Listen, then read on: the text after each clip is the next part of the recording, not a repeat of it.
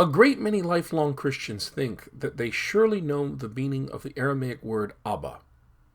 Homilies, sermons, so-called Bible studies, hymns and Christian worship songs, religious education lessons, popular Christian writings, and shows have informed them their whole Christian lives that Abba is an Aramaic word that means daddy. When Jesus addressed his heavenly Father, he called him Abba, meaning daddy. It was Jesus' special, tender, and loving style. So we have been taught, and so we believe. But from where does this certitude that Abba means daddy originate? The understanding was almost single-handedly promulgated by the great biblical scholar Joachim Jeremias. Jeremias was so respected that many, even other scholars, head nodded to this understanding without questioning it or challenging it. And it has been repeated without question or challenge or doubt in a myriad of classroom lectures at all levels, from graduate school through seminary to elementary classes and Sunday school. Considering Abba or daddy or any word, whether it is words or sentences, language only means what it means where and when you use it. Whenever you move the language, you necessarily change the meaning.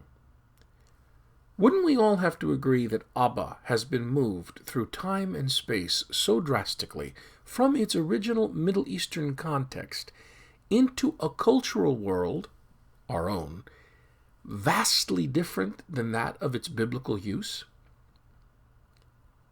Got a question for you. How would you translate the English word father into Spanish?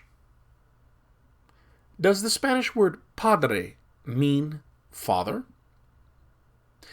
And what about French?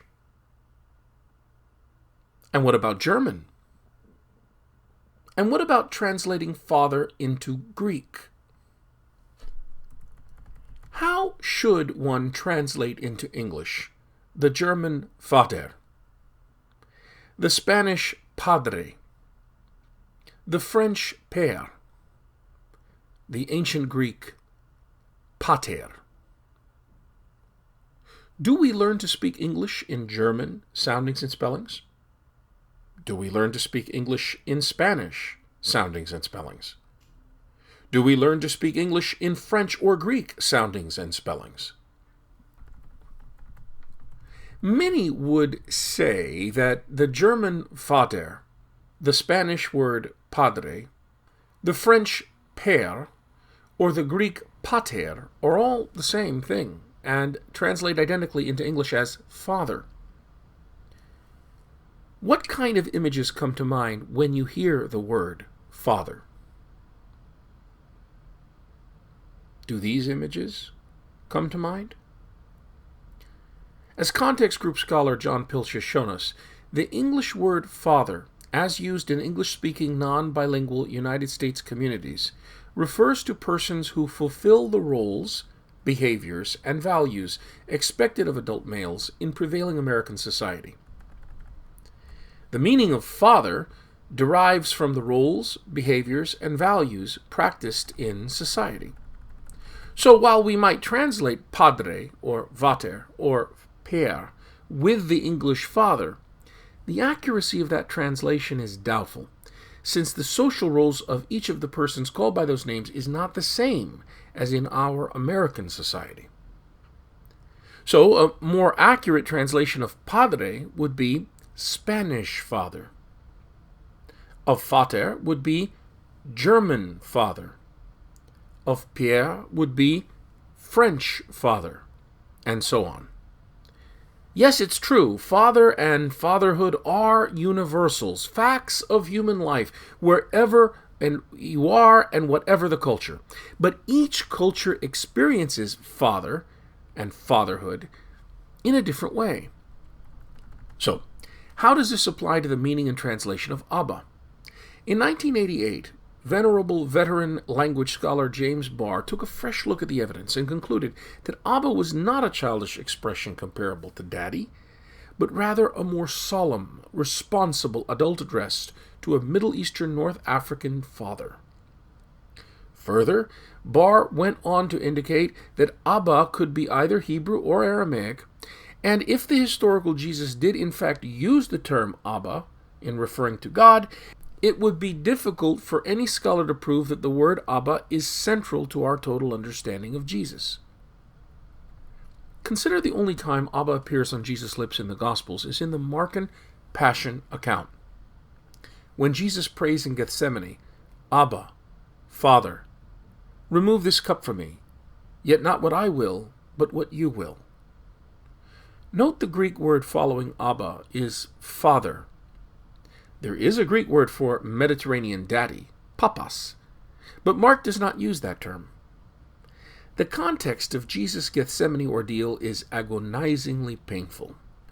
Here, Jesus' formal address to his Middle Eastern North African Israelite father is illuminated by our understanding of male child-rearing throughout the traditional Mediterranean world. The Bible corresponds to this handsomely.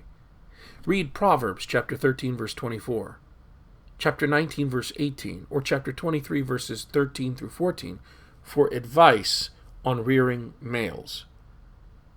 Recall Sirach's exhortation, quote, "Beat his ribs while he is young, lest he become stubborn and disobey you." Sirach chapter 30, verse 12. Recall how the author of the New Testament document we call Hebrews motivates his listeners to bear the suffering God sends. Quote, "God is treating you as sons, for what son is there whom his father does not discipline?" And if you want the complete picture of that verse, chapter 12, verse 7, read verses 1 through 11. Physical beatings as discipline from older males to younger males is commonplace in the world of the Bible. Love mixed with violence. The ability to endure without flinching, without complaining, any and all physical punishment was a mark of mature manhood for Mediterranean culture. While understandably shocking to our Western 21st century sensibilities, the first century author of Hebrews found it quite normal.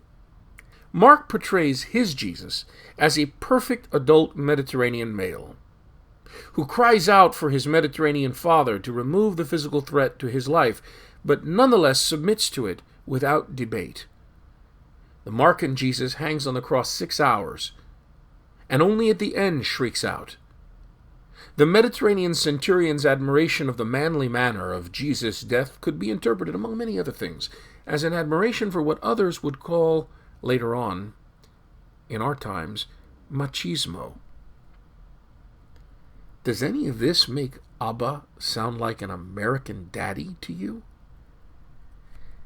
Do you see how the social world in which the word Abba means Israelite father rather than daddy demonstrates how culture gives flesh to the meaning of a word?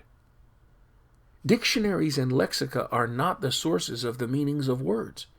Rather, social systems are.